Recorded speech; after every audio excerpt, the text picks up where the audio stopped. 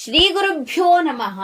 ಶಂಕರಾಚಾರ್ಯ ವಿರಚಿತ ಶ್ರೀ ಸುವರ್ಣಮಾಲಾ ಸ್ತುತಿಯಲ್ಲಿ 8 ಅಕ್ಷರಗಳನ್ನು ಅಂದರೆ ರೂಕಾರದವರೆಗೂ ಕೂಡ ಶ್ಲೋಕಗಳು ಹಾಗೂ ಅದರ ತಾತ್ಪರ್ಯವನ್ನ ತಿಳಿದುಕೊಂಡಿದ್ದೇವೆ.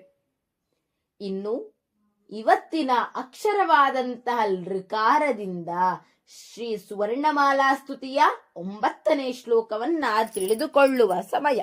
ಬನ್ನಿ ಸ್ನೇಹಿತರೆ.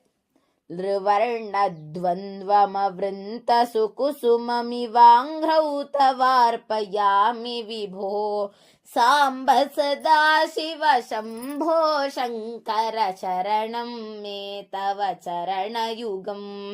ಇನ್ನೊಮ್ಮೆ ನೋಡೋಣ.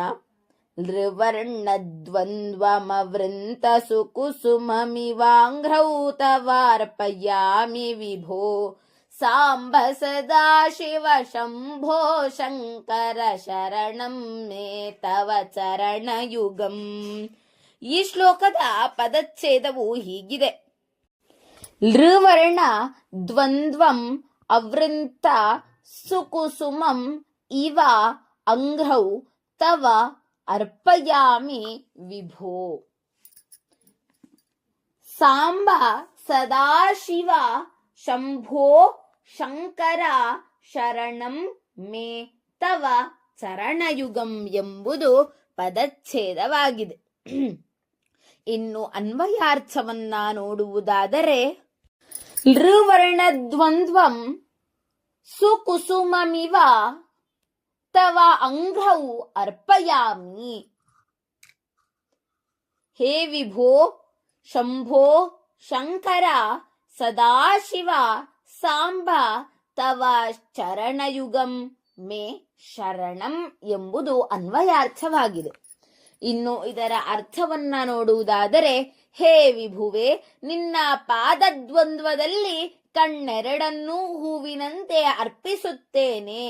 ಪಾರ್ವತೀ ಸಹಿತನಾಗಿರುವವನೇ, ಸದಾ ಮಂಗಳಮಯನಾಗಿರುವವನೇ, ಶಂಭುವೆ, ಶುಭವನ್ನುಂಟು ಮಾಡುವವನೇ, ನಿನ್ನ ಚರಣಯುಗಳವೇ ನನ್ನಾಶ್ರಯವು ಎಂಬುದು ಇದರ ಅರ್ಥವಾಗಿದೆ. ಇನ್ನು ಭಾವಾರ್ಥವನ್ನ ನೋಡುವುದಾದರೆ, ಇಲ್ಲಿ ತವಾರ್ಪಯಾಮಿ ಅಕಸ್ಸವರ್ಣೇ ದೀರ್ಘ ಎಂಬ ಸೂತ್ರದಿಂದ ಅಕಾರ ಅಕಾರಯೋಹೋ ಪರೆ ಆಕಾರ ಸ್ಯಾತ್ ಎಂಬ ಒಂದು ಅರ್ಥದಿಂದ ಇಲ್ಲಿ ತವ ಅರ್ಪಯಾಮಿ ಪೂರ್ವ ಪದದ ಅಂತಿಮಾಕ್ಷರವು ಅಕಾರವಾಗಿದ್ದು ಉತ್ತರ ಪದದ ಮೊದಲಾಕ್ಷರವು ಅಕಾರವೇ ಆಗಿರುವುದರಿಂದ ಅಲ್ಲಿ ಸವರ್ಣಾಕ್ಷರವು ಆದೇಶವಾಗಿ ಬಂದು ತವಾರ್ಪಯಾಮಿ ಎಂಬ ಸವರ್ಣ ದೀರ್ಘ ಸಂಧಿಯಾಗುತ್ತದೆ. ಇನ್ನು ಸುಕುಸುಮಂ, ಸುಷ್ಟು ಕುಸುಮಂ ಸುಕುಸುಮಂ. ಸುಷ್ಟು ಎಂದರೆ ಒಳ್ಳೆಯ, ಕುಸುಮಂ ಹೂವಿನಂತೆ, ಹೂವುಗಳು, ಒಳ್ಳೆಯ ಹೂವುಗಳು. ಅಂಘ್ರಿ ಅಂತ ಹೇಳಿದ್ರೆ ಪಾದಗಳು. ಅಂಘ್ರೌ ಎಂದು ಯಾಕೆ ಬಳಸಿದ್ದಾರೆ ಎಂದರೆ 2 ಕಾಲುಗಳು, ಅದಕ್ಕೆ ದ್ವಿವಚನವನ್ನ ಬಳಸಿರುವುದು ಇಲ್ಲಿ ಕಾಣುತ್ತದೆ. ಹಾಗೆ ಇಲ್ಲಿ ತವ ಎಂದರೇನು? ಸಂಸ್ಕೃತ ವಾಂಗ್ಮಯದಲ್ಲಿ ಯುಷ್ಮತ್ ಶಬ್ದ ಎಂಬ ಒಂದು ಶಬ್ದವಿದೆ. ಅದರಲ್ಲಿ ತವ ಎಂಬ ಪದಕ್ಕೆ ಅರ್ಥ ಸಿಗುತ್ತದೆ.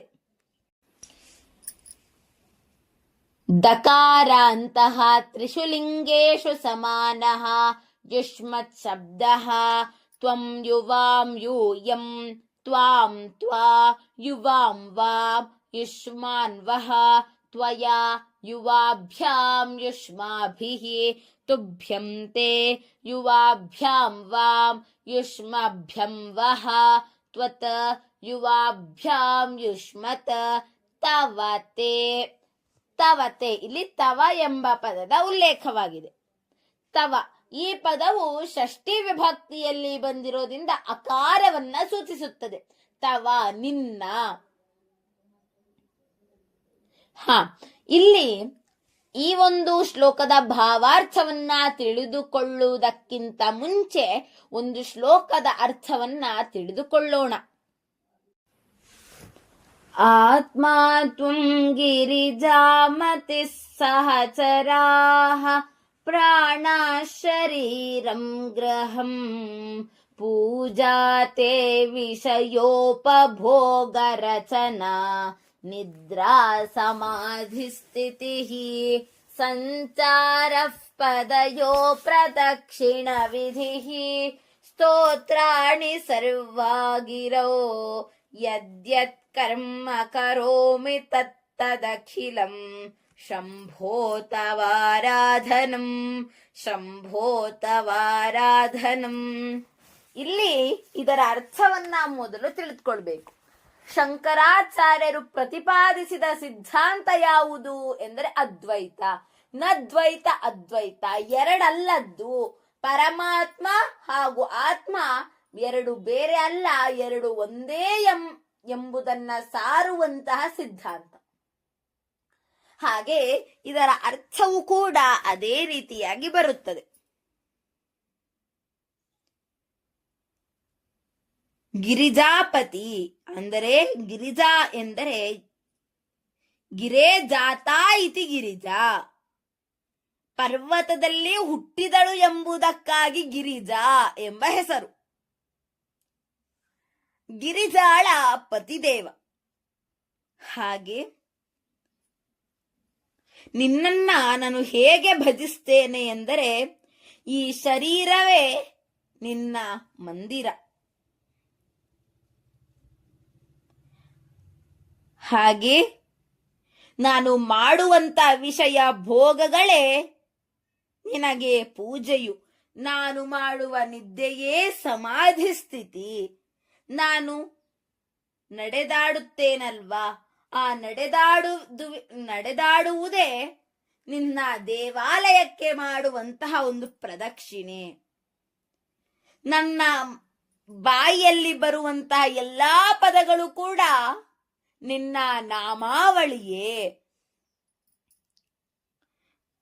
ನಾನು ಯಾವ ಯಾವ ಕೆಲಸವನ್ನ ಕರ್ಮವನ್ನ ಮಾಡ್ತೇನೋ ಅದೆಲ್ಲ ನಿನ್ನ ಆರಾಧನೆಯೇ ಹೇ ಶಿವ ಎಂದು ಇದರ ತಾತ್ಪರ್ಯ. ಇಲ್ಲಿ ನಾವು ನೋಡಬಹುದು, ತಾನು ಮಾಡುವಂತಹ ಎಲ್ಲಾ ಕ್ರಿಯೆಗಳನ್ನು ಕೂಡ ಶಿವನಿಗೆ ಸಮರ್ಪಣೆ ಮಾಡಿತು. ಹಾಗೆ ಇದನ್ನ ಪಕ್ಕಕ್ಕೆ ಇಡುವುದಾದರೆ ಇವತ್ತಿನ ಶ್ಲೋಕ ಅದರ ಅರ್ಥ ಹೇಗಿದೆ ಅನ್ನೋದನ್ನ ತಿಳ್ಕೊಂಡ್ವಿ. ಮೊದಲು ನಮ್ಮ ದೇಹದಲ್ಲಿ ಪಂಚೇಂದ್ರಿಯಗಳನ್ನ ಕಾಣಬಹುದು. ಯಾವ್ಯಾವುದು? ಘ್ರಾಣೇಂದ್ರಿಯ, ರಸನೇಂದ್ರಿಯ, ತ್ವಗಿಂದ್ರಿಯ ಮತ್ತು ಶ್ರೋತ್ರೇಂದ್ರಿಯ, ಚಕ್ಷುರಿಂದ್ರಿಯ ಎಂದು. ನಾವು ಈ 5 ಇಂದ್ರಿಯಗಳನ್ನ ಬಳಸಿಕೊಂಡು ಕಾರ್ಯಗಳನ್ನ ಮಾಡ್ತೇವೆ. ಆ 5 ಇಂದ್ರಿಯಗಳಲ್ಲಿ ಒಂದಾದಂತಹ ಚಕ್ಷುರಿಂದ್ರಿಯವನ್ನ ಎಂದರೆ ಕಣ್ಣುಗಳನ್ನ ಹೂವಿನಂತೆ ನಿನ್ನ ಪಾದಗಳಿಗೆ ಸಮರ್ಪಿಸ್ತೇನೆ ಎಂಬುದು. ಇಲ್ಲಿ